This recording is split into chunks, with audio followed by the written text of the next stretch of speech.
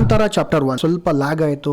Expectations ಇಲ್ಲದೆ ಹೋಗಿದ್ದಿದ್ರೆ cinema ಇನ್ನೂ ಚೆನ್ನಾಗಿರ್ತಿತ್ತೇನೋ. Actor Rishabh Shetty ಅವರು ಡೈರೆಕ್ಟರ್ ರಿಷಬ್ ಶೆಟ್ಟಿ ಅವ್ರನ್ನ ಡಾಮಿನೇಟ್ ಮಾಡಿದ್ದಾರೆ ಅಂತ ಅನಿಸ್ತು. ಹಾಯ್ ಹಲೋ ನಮಸ್ತೆ, ನಾನು ನಿಮ್ಮ ಸಿನಿಮಾ ಸೇವಕ ಧನುಷ್. ಇವತ್ತಿನ ಮೂವಿ ರಿವ್ಯೂ ಕಾಂತಾರ ಚಾಪ್ಟರ್ 1. ನಾನ್ ನಿನ್ನೆ ಐಮ್ಯಾಕ್ಸ್ ಅಲ್ಲಿ ಸಿನಿಮಾ ನೋಡಿದೆ. ಸಿನಿಮಾ ಹೇಗಿದೆ? ಚೆನ್ನಾಗಿದೆ. ಅದರಲ್ಲೂ ಕೆಲವು ಸೀನ್ಸ್ ಅಂತೂ ತುಂಬಾ ಚೆನ್ನಾಗಿ ಮಾಡಿದ್ದಾರೆ. ಆದರೆ ಕಾಂತಾರಾಗೆ ಕಂಪೇರ್ ಮಾಡಿದ್ರೆ ಕಾಂತಾರ ಚಾಪ್ಟರ್ 1 ನಮ್ಮ ಎಕ್ಸ್ಪೆಕ್ಟೇಷನ್ಸ್ ನ ರೀಚ್ ಮಾಡಿಲ್ಲ ಅಂತ ಅನಿಸ್ತು. ಟ್ರೈಲರ್ ನೋಡಿ ತುಂಬಾ ಎಕ್ಸ್ಪೆಕ್ಟೇಷನ್ಸ್ ಇಟ್ಕೊಂಡಿದ್ದೆ.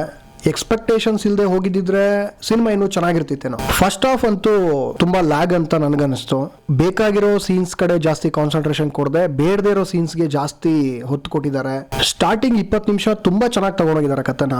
ಮತ್ತೆ ಇಂಟರ್ವೆಲ್ ಸೀಕ್ವೆನ್ಸ್ ಆಗಿರ್ಬೋದು, ರಿಷಬ್ ಶೆಟ್ಟಿ ಸರ್ ಆಕ್ಟಿಂಗ್ ಅಂತೂ ಸಖತ್ತಾಗಿ ಮಾಡಿದ್ದಾರೆ.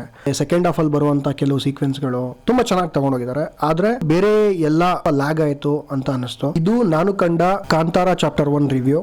ಇನ್ನೂ ಡೀಟೇಲಿಂಗ್ ರಿವ್ಯೂ ಬೇಕು ಅಂದ್ರೆ